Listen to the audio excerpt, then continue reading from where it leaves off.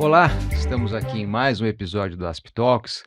Como eu costumo dizer aqui, Paulo, quando eu cheguei disseram que não podia me referir ao tempo, então a gente dá bom dia, boa tarde, boa noite, ainda dou uma boa madrugada, porque eu costumo correr bem cedinho e escuto podcast nesse horário. Hoje estamos aqui com Paulo César Aragão.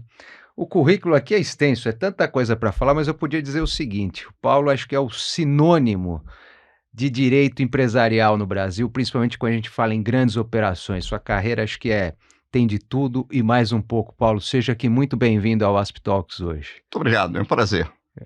Paulo, vamos começar pelo seguinte, eu já falei dessa maneira que você é o sinônimo aqui de direito empresarial, societário, e acho que sua carreira realmente, eu tive até, vi um pouquinho, você começou com processo civil, enfim, contencioso, mas aí você muito cedo vai para a CVM, logo depois que a lei das SAs, então, em 77, tinha acabado de ser editada. Então você entra, vamos dizer assim, nessa vigência da lei, passa pela consolidação da lei, vem já na advocacia num Brasil ainda que teria um mercado de capitais, vamos dizer, muito menos sofisticado, de certa maneira até incipiente, e você acaba sendo, vamos dizer, participando por dentro de toda essa evolução do mercado brasileiro e digo mercado numa ponta, mas também como advogado aqui no mercado das duas maneiras, vamos dizer assim, tanto a parte real da economia quanto como advogado, né? Você teve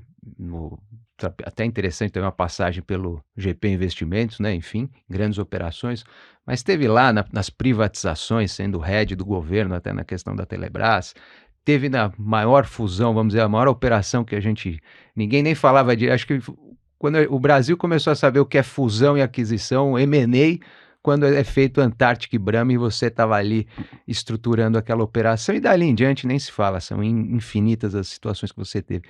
Queria, Paulo, que aproveitando esse gancho, eu sei que é amplo, mas você pudesse fazer esse desenho de que como você acabou vivendo tanto esse florescer, vamos dizer, o nascer e o florescer do mercado brasileiro do ponto de vista econômico, mas também da advocacia, porque no fim ela se desenvolve nesse tempo aqui de uma maneira que a gente nem pensava, né? Queria que você fizesse uma pincelada histórica nisso aqui pra gente. Olha, realmente, é um pouco citando um colega nosso já de mais de século, que é Gonçalves Dias, quer dizer, aquela de noite na tábua, dizia: meninos, eu vi. Quer dizer, o que você começou com a referência à CVM, só para explicar um pouco esse ponto, porque às vezes eu sou confrontado com a pergunta se eu sou parente daquele Paulo César Aragão que escrevia sobre processo civil. Eu disse, muito próximo. O que aconteceu? Eu fui para a CVM depois de um concurso bem longo, eu fui para a CVM na expectativa recíproca de que processo civil e contencioso era alguma coisa, ou melhor, seria alguma coisa importante. Era a minha experiência, eu realmente trabalhava com o papai, 100% não, mas muito na área de contencioso, já com alguns clientes importantes em termos de direito societário. A CVM achava que precisava alguém do contencioso, eu achava que eu seria útil no contencioso e, no fundo, a atuação do contencioso, com exceção de um caso específico, que é um caso muito interessante, talvez a primeira tender offer hostil, que foi o caso da Mineira, com dois grupos lutando pelo controle da Mineira, não havia grande coisa de contencioso. Então, como eu já tinha uma certa embocadura e um gosto por isso, eu acabei cada vez mais me aprofundando em direito empresarial, em direito societário, com uma vantagem num momento interessante. Naquela época, como se costuma dizer, enfim, tudo aquilo era mato.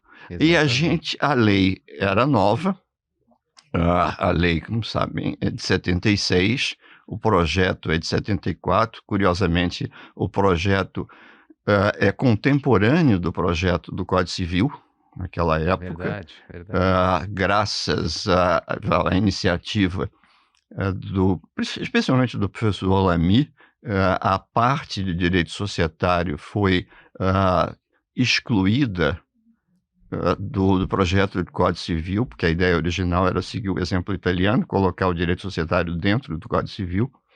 que não é uma boa ideia nem lá nem cá. E aí foi uma fase interessante. Por quê? Porque havia um certo curioso nivelamento entre os empresários que procuravam a CVM e a própria CVM. A gente ia tentando entender as coisas em conjunto. E aí, para fazer justiça, quando nenhum dos dois conseguia entender, eu ia conversar com o doutor Zé Luiz Bones Pedreira. Vamos falar com quem fez, né?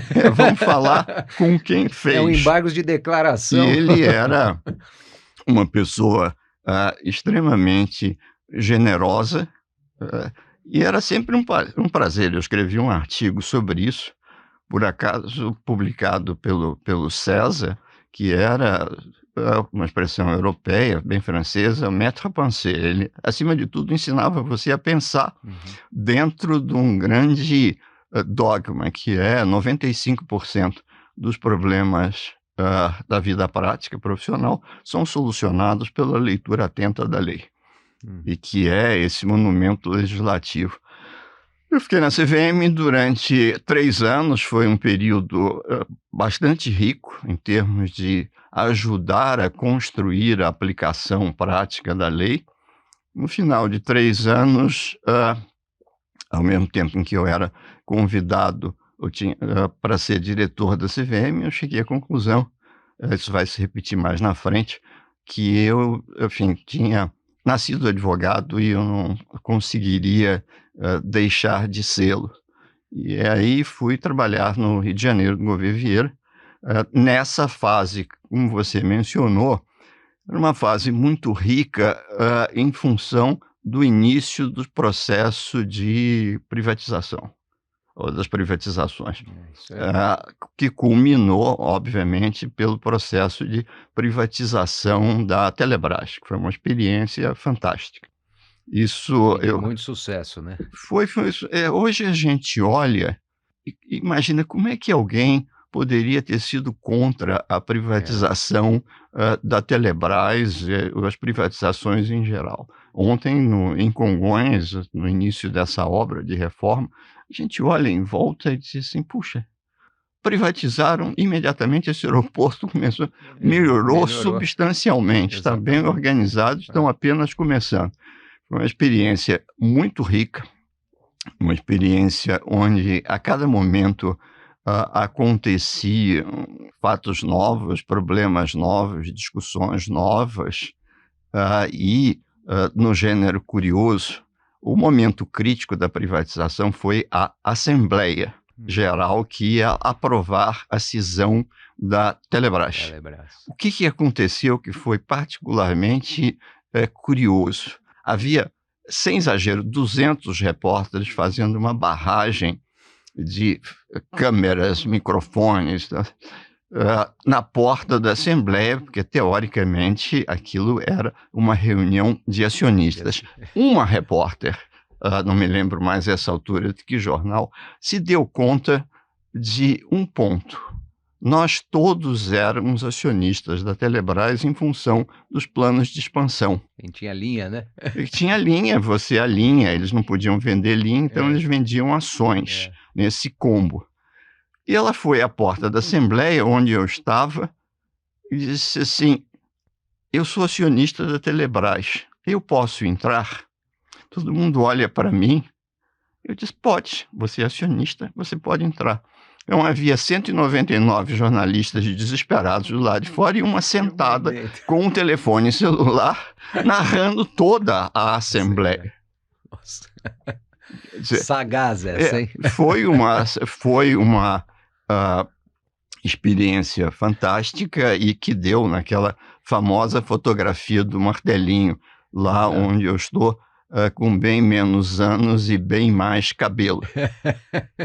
Logo depois foi a operação, como você mencionou, de fusão entre aspas, entre Brahma e Antártica, gerando a criação da Ambev, que depois foi acompanhada, ou mais adiante, da enfim, a associação entre a Ambev e a Interbrew belga, gerando a Ambev. Mas eu fiz essa brincadeira, mas eu até lembro. Essa palavra fusão não existia de empresa, não é uma fusão, mas assim, não existia no vocabulário. De repente, só se falava em fusão, Mas né? você sabe uma coisa interessante? Esse ponto, por falta de outra palavra, esse ponto me persegue. Por quê? Porque você tem toda a razão. Fusões no Brasil, com uma única exceção, não existem. Quer dizer, não há fusão como nós aprendemos na faculdade, sociedades A e B que se extinguem para criar a sociedade C. Não existe. Existe um único caso, que foi uma operação de que eu participei, que foi a fusão, estrito sensu, entre a Submarino e Americanas.com, gerando a B2W. Esse é, nos últimos, enfim, as últimas décadas, por quanto eu tenho acompanhado, e eu continuo procurando um outro exemplo de fusão, e realmente não há. Foi uma experiência interessante, e eu acho que se há alguma coisa que, realmente, olhando para trás, tem sido um ponto interessante da carreira, é aquela ideia de que se você tem uma base teórica e gosta dessa base teórica, você tem lá no fundo da cabeça, em algum lugar, a ideia de que, olha, uma fusão pode ser a solução para este problema, como foi naquele caso. E você teve outras hipóteses em que essa base, esse interesse teórico, o que acontece?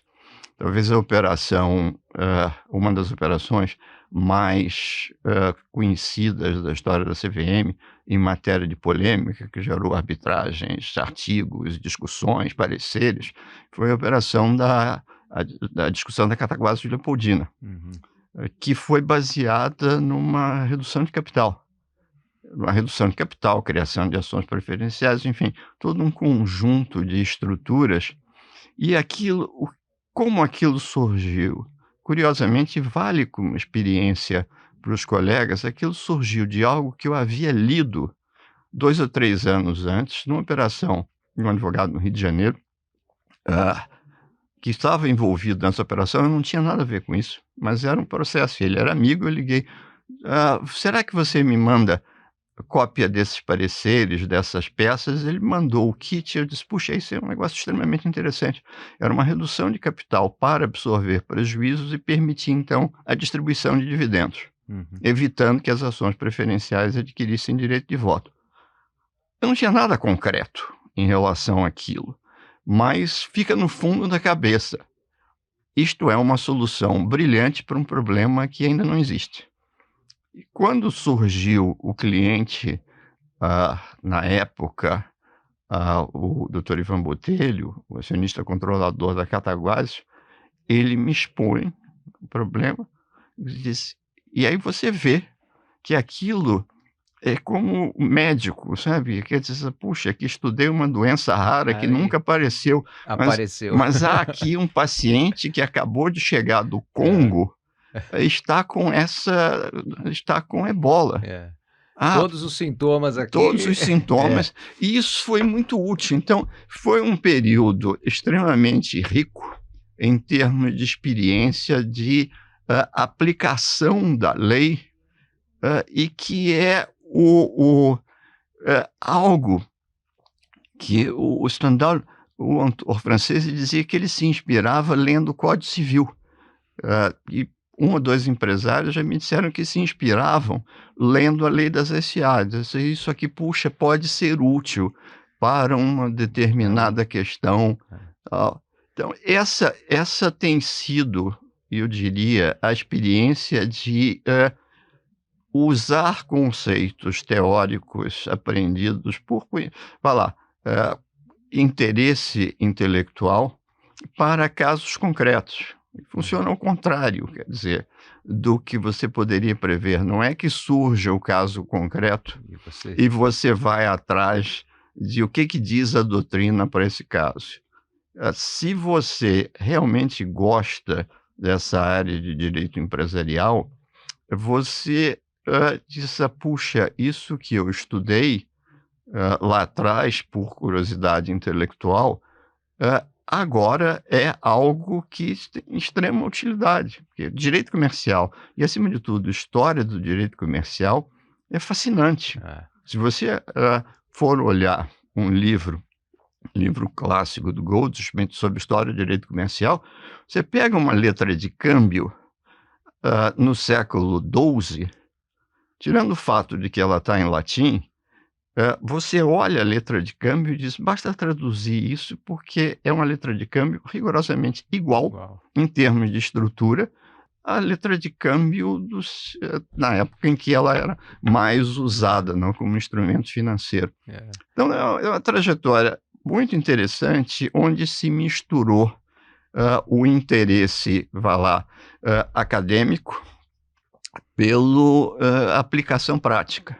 Exato, e acho que você teve uma chance enorme justamente porque, num primeiro momento, como você disse, pegando o mato, né, abrindo o mato ali de uma lei nova, e acho que depois, de novo, com o mercado florescendo, né, que foi um outro tipo de mato, vamos falar assim. Não, é verdade, né? O mercado florescendo, as privatizações acontecendo, e esse processo de associações que, de uma maneira até certo ponto errada, têm sido batizadas de combinação de negócio, que a combinação de negócio é um termo contábil técnico, e que as pessoas ainda não perceberam, principalmente a imprensa ainda não percebeu, que a gente usa combinação de negócio, seja porque a gente não sabe, seja porque a gente não quer dizer a feição real que o negócio vai ter. Então, empresas A e B estão discutindo uma combinação de negócio. Vai ser uma incorporação de ações, uma incorporação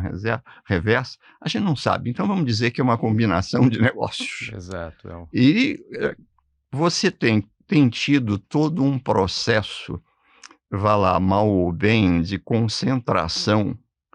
E as empresas têm um ciclo de vida, em última instância, no mundo inteiro. Você tem nomes icônicos como Kodak, Xerox, IBM na área de computadores, que nascem, crescem e morrem ou mudam de atividade. Então, processos, como você mencionou, de fusão lato sensu, como Brahma e Antártica, Sadia e Perdigão, e todo o processo que talvez seja uma das coisas mais interessantes de que eu participei, todo o processo de, e a palavra acho que é bem adequada, de evolução da antiga e centenária Bolsa de Valores de São Paulo, Associação Civil, e que levou até a B3, é um bom exemplo. Ou seja, como você transforma uma sociedade civil, a Bovespa, centenária, em uma companhia aberta. Exatamente, é um processo também histórico. Um processo histórico e que foi baseado... como é que a gente fez isso? Deu um certo trabalho para convencer tanto o Conselho de Magistratura no Rio de Janeiro, quanto aqui o Poder Judiciário. Disse, não, dá para transformar? Talvez não dê. Mas você pode fazer uma cisão, tirando 99% dos ativos da Bovespa e criando uma sociedade anônima, detida pelos, então, titulares dos títulos patrimoniais. E aí, tanto em São Paulo quanto no Rio de Janeiro, o Poder Judiciário disse, mas não há previsão disso. E aí, volto ao princípio mencionado pelo Dr. Bruno Pedreira. Disse, não, vamos ler a lei com cuidado. Então, lá no fundo do Código Civil, no fundo, literalmente, no artigo 2000 e qualquer coisa, existe um artigo perdido que diz que as associações podem ser objeto de cisão. a gente ia ao tribunal dizendo, veja, não está nos artigos 40 e poucos que tratam das associações, mas está no artigo 2000. O senhor tem O razão. pessoal, 1h discutindo a lei, jogou esse artigo ali, né? O senhor tem razão. Então, o que nós fizemos foi basicamente isso. A gente tirou tudo de dentro da associação. Depois a gente fez a associação entre a Bovespa e a BMF, e depois a associação entre a BMF e o CETIP, criando a B3. Isso já na minha fase de BMA, aqui em São Paulo. Sim. No meio, você mencionou, houve a minha fase de GP Investimentos. Eu tanto trabalhei para o grupo do Sonho Grande, como se costuma chamar, que é o Jorge Paulo Lema, o Sicupira e o Marcel, em um determinado momento, se você não quer ser sócio da gente, e foi assim que eu tive essa minha experiência.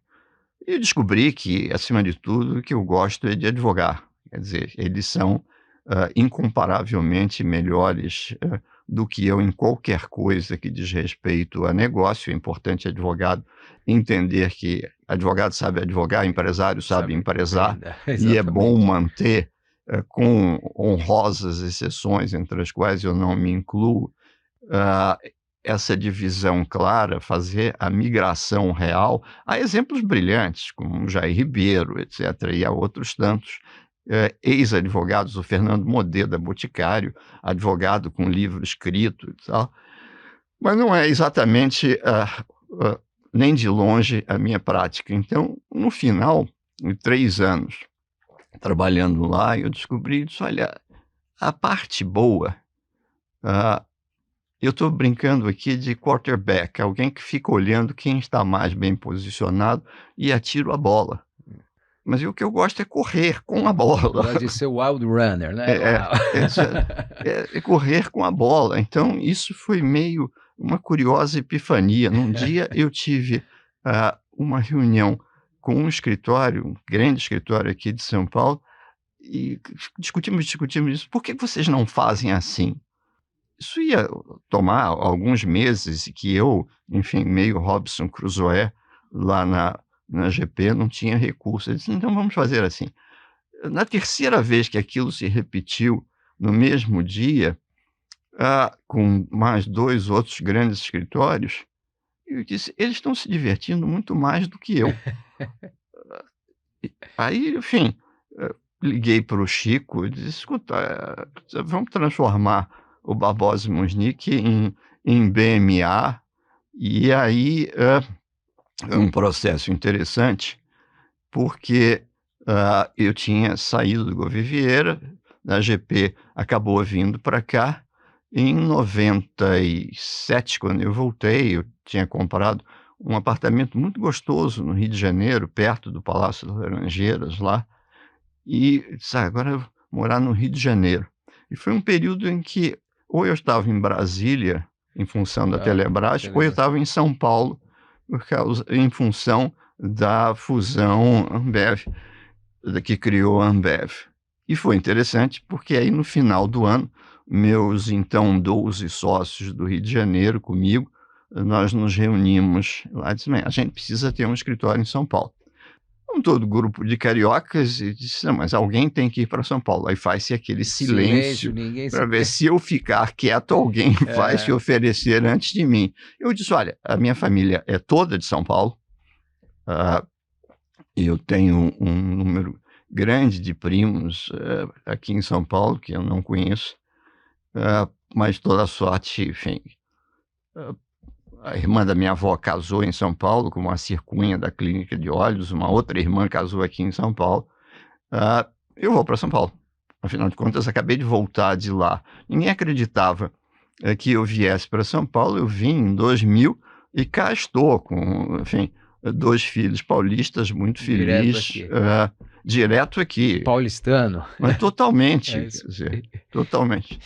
Continuo torcendo pelo Botafogo, mas tirando isso... Não devia vir para o Alvinegro de São Paulo aqui, nos Corinthians. Ô Paulo, eu queria até lembrar, porque você falou essa questão, você olhou até um pouco passado, falando das duplicatas, né, enfim, e muito dessa base teórica, como ela... a existência da base teórica te torna preparado para encarar um problema que aparece, né? Mais ou menos mal comparando aquela situação que fala a pessoa tem sorte. Não, a pessoa é preparada tem sorte, né? Porque passa o cavalo, ela sabe montar, né? Dizia o Arnold Palmer, quanto mais eu treino, mais sorte eu tenho. Exatamente, E aí eu fico pensando, uma vez eu até te ouvi ano passado, num seminário lá de mercado de capitais, que foi até na sede, no Museu da Justiça Federal do Rio, lá no... Lembro? Uhum. E você lembrou, falando de Bitcoin, você lembrou do Tolkien e citou acho que são os sumérios, Exatamente. Né? Enfim, que o Tolkien ia dentro da pedra, que já tinha lá o Bitcoin. Então, pensando no futuro, olhando para frente, continua valendo essa mesma regra, né? Você tendo uma base teórica, pode vir tecnologia, pode vir tudo, que você vai estar pronto para encarar essas novas dinâmicas de negócio. Imagino isso que você foi vivendo nesse período todo, né? Continua, porque o problema não, mas o fruto de você se interessar por teoria geral, em primeiro lugar, um ponto muito claro. Teoria geral é direito civil. Teoria geral não é direito empresarial. É claro que nós temos, e, enfim, a professora Paula Forgione me mataria se eu não fizesse essa ressalva. O direito empresarial tem, obviamente, os seus institutos próprios, mas a espinha dorsal disso vem do direito civil. Quer dizer, a gente não inventou tanta coisa assim, inventou determinados instrumentos que, de uma certa maneira, mobilizaram a riqueza. Mas os conceitos, o interesse dos conceitos, ou a fundação dos conceitos, é basicamente teoria geral, porque tudo tem uma lógica, a lógica do mercado.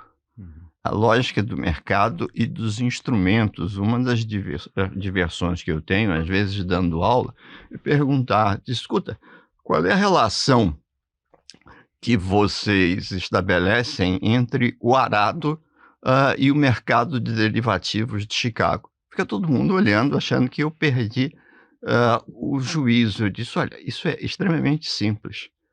A partir do momento em que você teve o arado, você começou a gerar excedentes de produção. Excedentes de produção vão para o mercado de troca. Entre o mercado de troca, em torno de uma catedral medieval, e o mercado de Chicago, você tem apenas 1000 anos, mas não mudou substancialmente nada. Esse negócio que você mencionou, essa cápsula de barro cozido com os tokens dentro, isso é uma versão pré-histórica do romaneio, do conhecimento de transporte. Exatamente. Em que você tinha algo que garantia ao destinatário que tinha chegado tudo que havia saído. Exatamente. Então, esse processo de estudar, e é interessante porque a partir do momento em que você consegue transmitir para o aluno isso tem uma lógica. Você vê um tema que é muito malquisto hoje em dia, que é título de crédito. Você diz, olha, você entende título de crédito em função da necessidade de alguém sair de Florença e ir para Milão com um saco de moedas de ouro, sabendo que, na melhor das hipóteses, ele ia ser assassinado no caminho. Tudo correndo bem, perder o ouro, isso era certo. Sair vivo seria um grande lucro. E aí se cria a letra de câmbio. Ele entrega o ouro para o banco aqui, pega um pedaço de papel e vai receber a mesma coisa com um câmbio de moeda quando chega em Milão. Isso é o título de crédito. Exatamente. Então, isso tem uma lógica até o dia em que o sujeito resolve sacar uma letra de câmbio contra quem? Contra ele próprio. Ele transforma uma ordem de pagamento numa promessa de pagamento. e aí o sujeito vai jantar porque ele acabou de inventar a nota promissória. É isso. Então, a ideia de você, de alguma forma, vincular ah, os institutos às suas origens, e que você vê autores que são absolutamente brilhantes nisso, e a gente olhar para trás, ler Carvalho de Mendonça de vez em quando, faz muito bem à saúde. Ah. Não, e é muito interessante você chamar essa perspectiva histórica, porque a gente sai da abstração, né, é muito interessante essa forma que você está ensinando, porque sai dessa abstração da gente olhar de hoje, que parece que as coisas não faz sentido e que é um papel qualquer.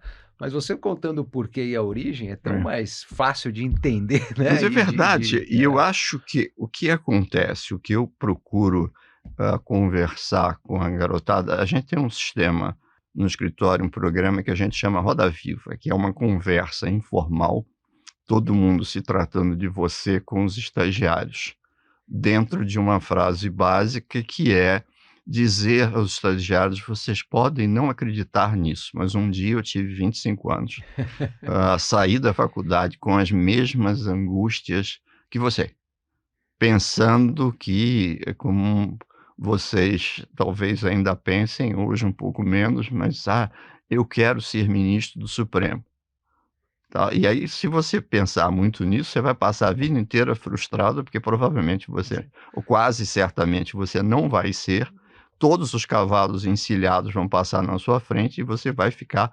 esperando esse unicórnio. Então, exatamente. esse processo de, transmitir aos alunos, a transmitir aos estagiários do escritório e de outras, alunos de faculdade, nessas conversas, uma coisa que eu digo é o seguinte: "Olha, eu entendo todas as questões de tempo, mas se vocês forem ler um artigo pequeno de revista selecionado sobre direito empresarial por dia, no final do ano vocês terão lido mais de Nossa, 300 é isso. artigos.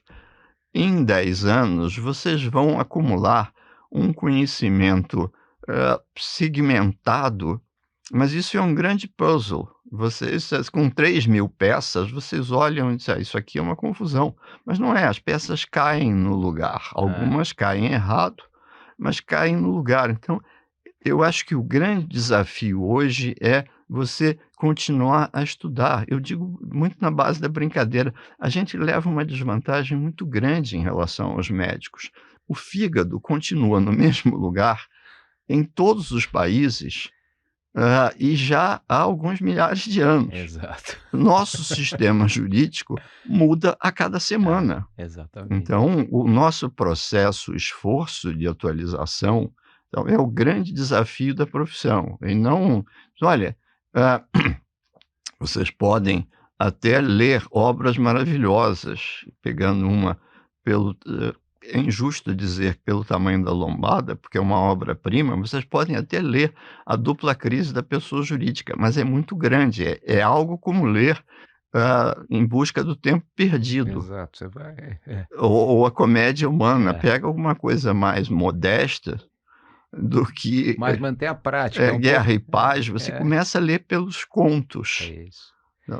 E eu acho que é como você falou, né, o estudo é tal como você citou o Arnold Palmer, né, o treino, isso dia após dia também começa a funcionar como juros compostos, né, porque isso vai se autoalimentando, Sem né, e dúvida você vai nenhuma. acumulando num nível que é muito parecido com quem fala nessa história do treino, né.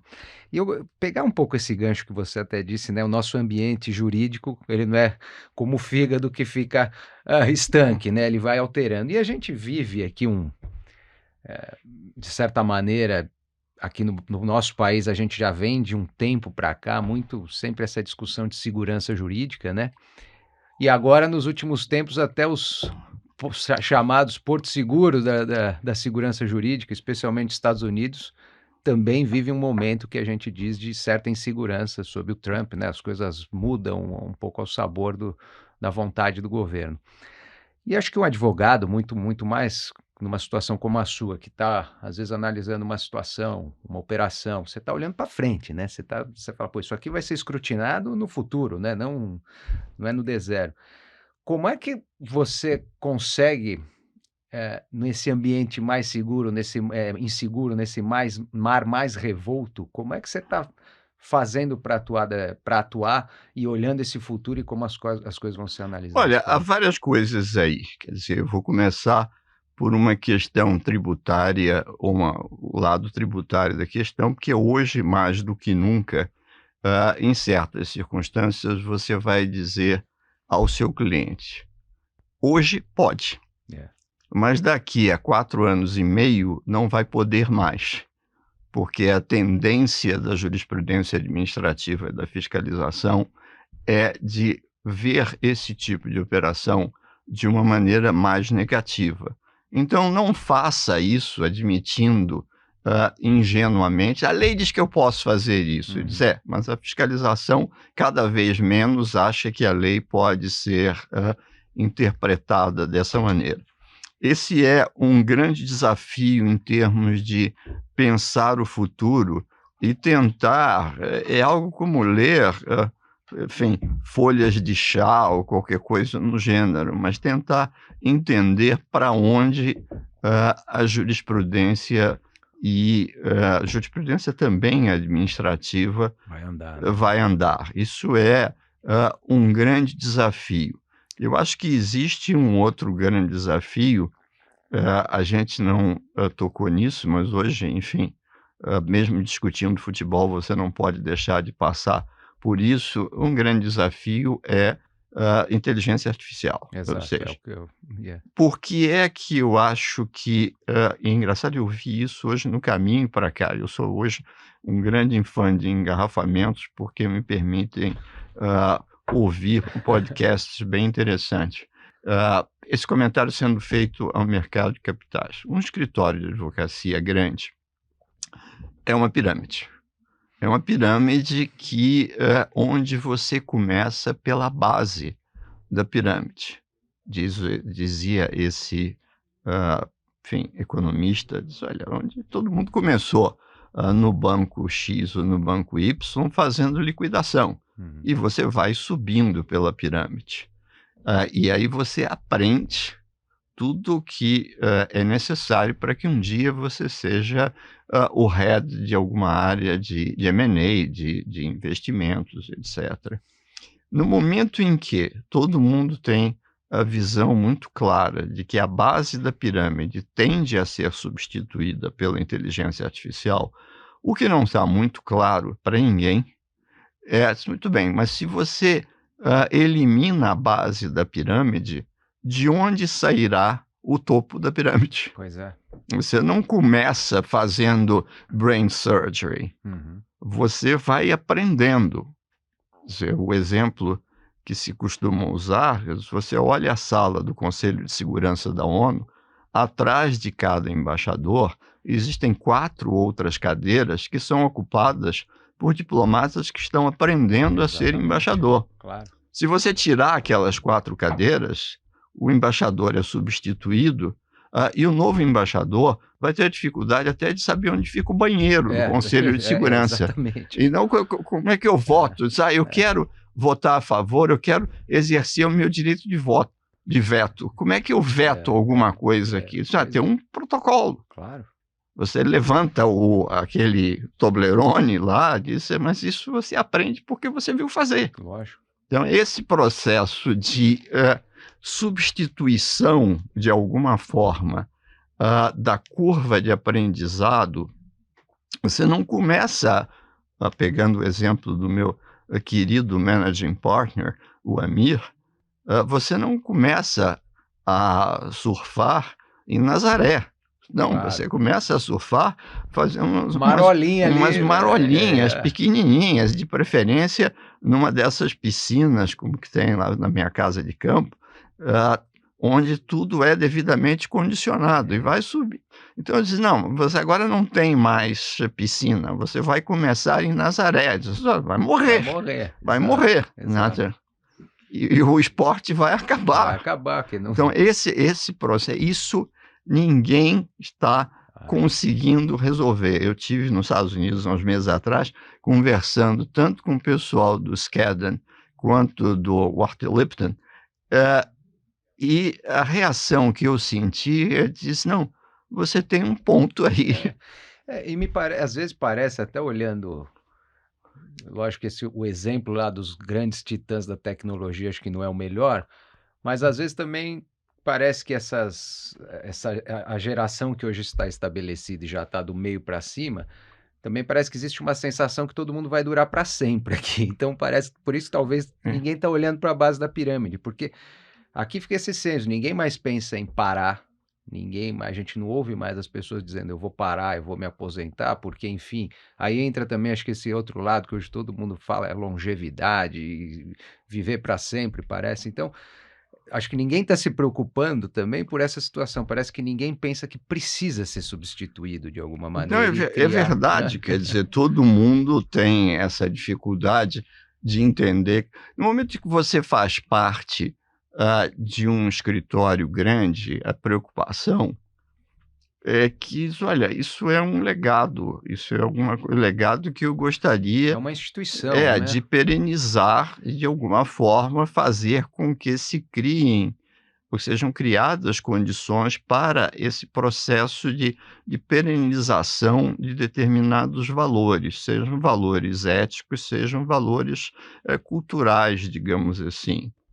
Então, que é o grande desafio, basicamente preservação de valores. Você Uhum. vive, numa época onde o conceito, melhor, a aplicação do conceito clássico, filosófico de imperativo categórico, desapareceu. Quer dizer, certas coisas não, isso aqui não pode. Uhum.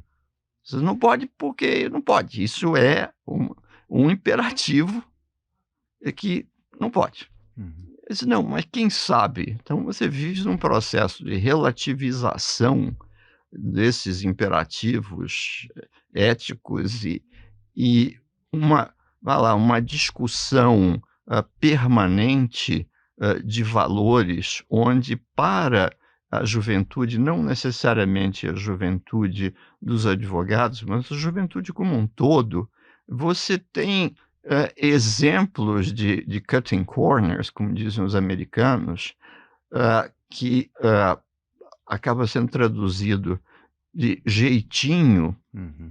certos valores, e eu acho que ninguém, tão brilhantemente quanto o Roberto da Mata, analisa isso, certos valores que são muito ruins e que estão cada vez mais enraizados, na sociedade brasileira.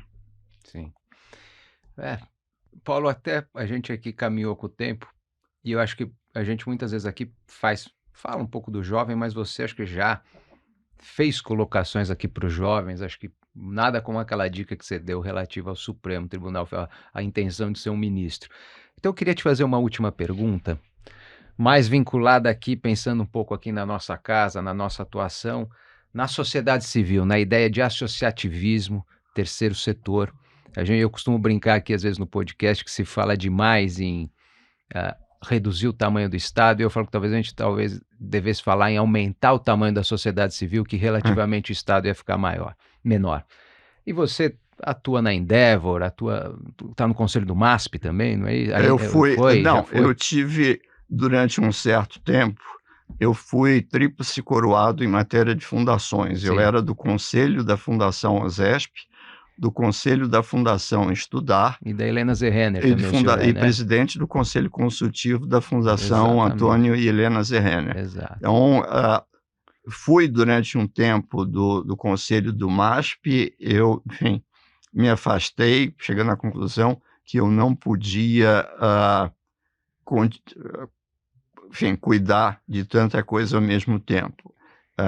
No conselho, eu sou ainda da comissão de programação, da comissão, uma espécie de comissão técnica da OSESP.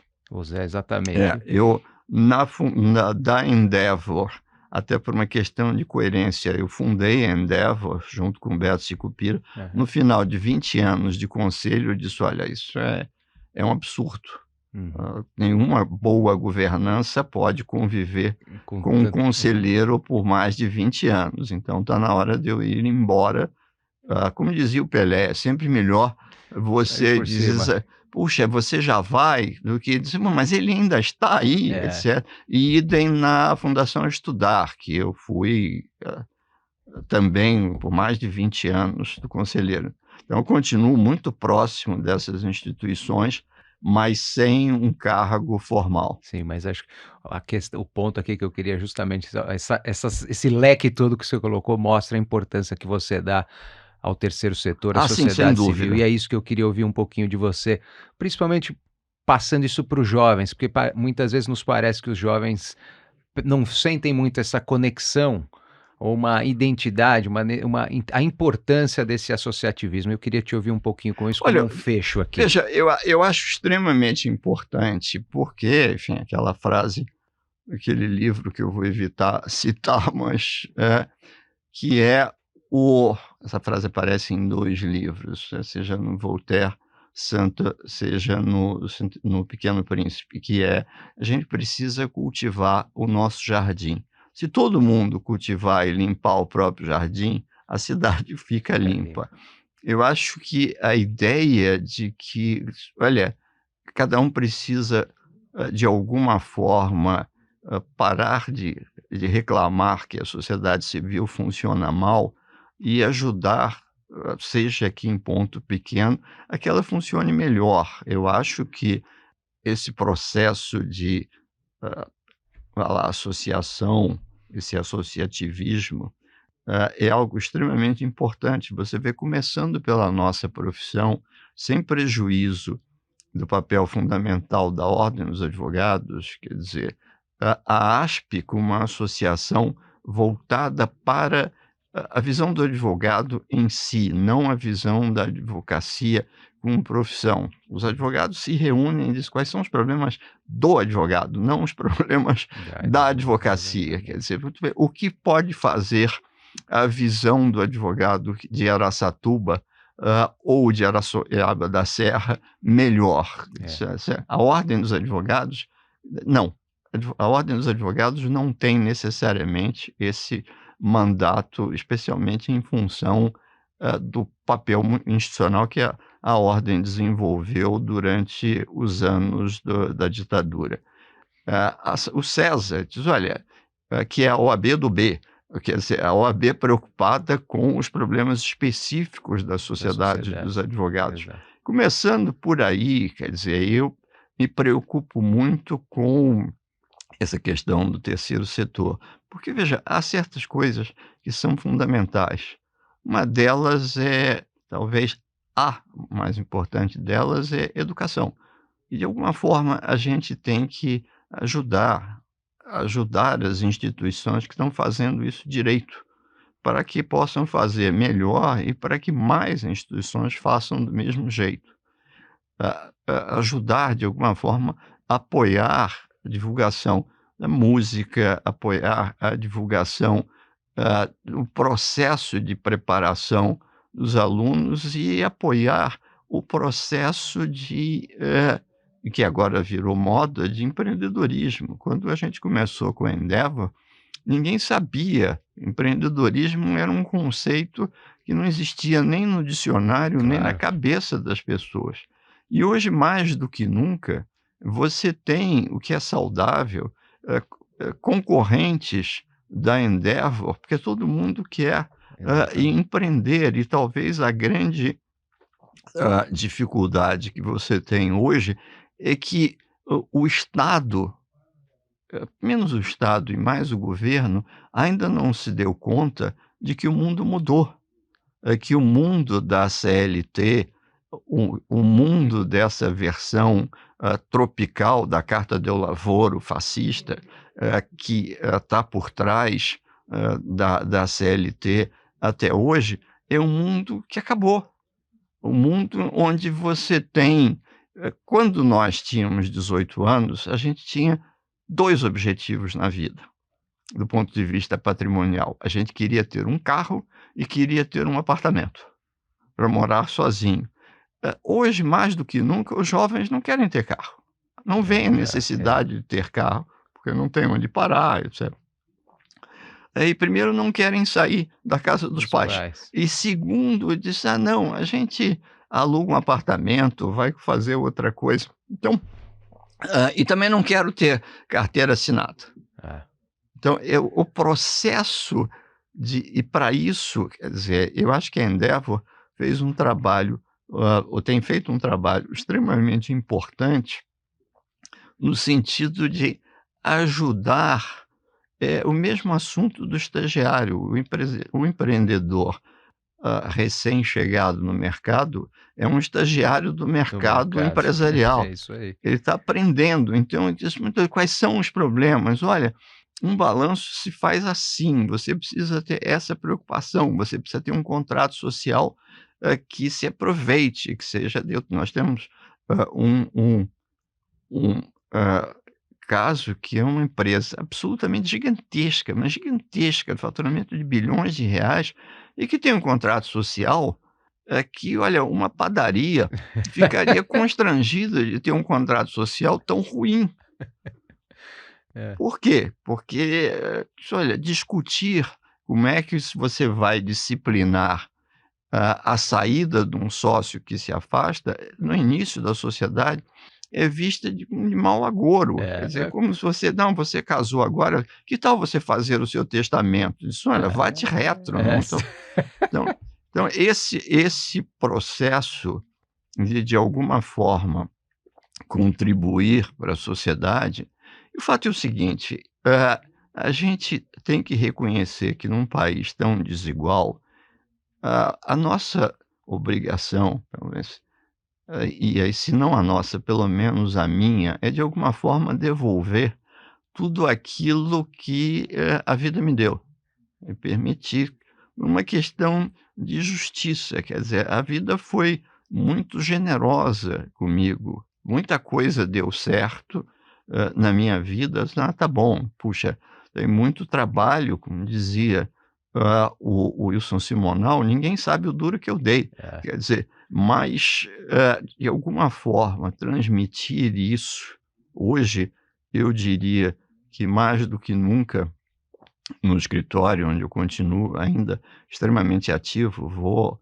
todo santo dia ao escritório, exemplo do Miguel Reale Sênior, que uma vez eu encontrei no escritório do professor também Miguel Reale Júnior, Teve aqui recentemente, que os inclusive. paulistas até hoje ainda chamam de Miguelzinho. Legal, exato. E eu estava conversando com uma sócia, e aí o professor Miguel Reale Sênior chegou na flor dos seus 90 e poucos anos, e eu disse para ela: "Olha, quando eu tiver a idade dele, eu vou continuar vindo ao escritório santo dia, todo santo dia". Ela disse: "De jeito nenhum, quando eu tiver muito antes disso eu estou aposentada, eu vou ficar em casa". Hoje no escritório eu brinco muito, quer dizer, a minha grande função no escritório, não é, obviamente, ficar discutindo drafting session, tem gente que Claro, faz isso lógico. muito melhor do que eu hoje em dia, mas é algo que é o 0800 PCA. Quer dizer, chega o advogado jovem ou estagiário e diz: "Você tem um momentinho?" É. E é aquele negócio que ele está uma semana tentando resolver, aí você diz: "Olha o livro do Filomeno José da Costa sobre operações da Anônima com o seu próprio capital", um livro maravilhoso, indevidamente esquecido, porque lá está a solução. Eu disse: "Ah, sim, que bom".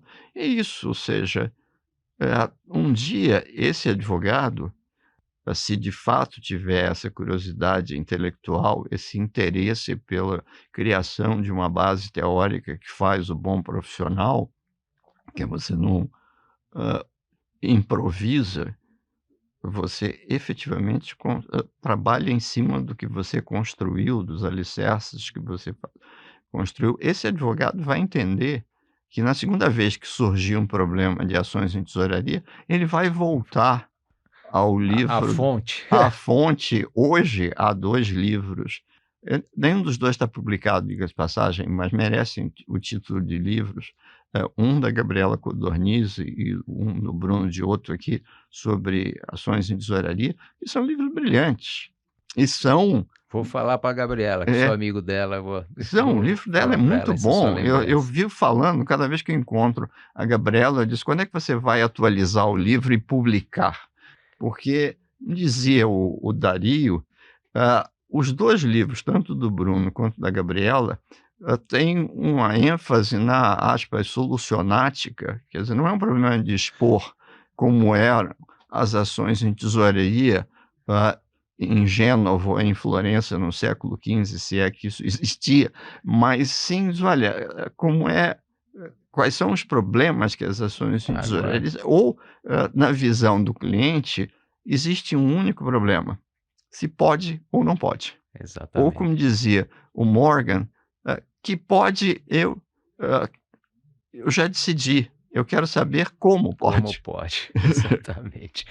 Muito bom, Paulo. Te agradeço demais aqui pelo tempo, a conversa acho que passou por muita coisa, e fica até um espaço para a gente ter mais conversa aqui, talvez uma próxima para falar de IA, que a gente só pontuou, a gente falar um Com pouquinho. muito prazer, eu acho que a gente vai conviver com o IA durante muito tempo e vamos conversar rápido, porque senão na próxima vez haverá um IA É, um entrevistador, avatar. um avatar, ó, o seu Claude É, conversando com o meu Claude, exato, e a gente fica em casa. e a gente fica em casa. Muitíssimo obrigado, Paulo. Obrigado a todos, até a próxima.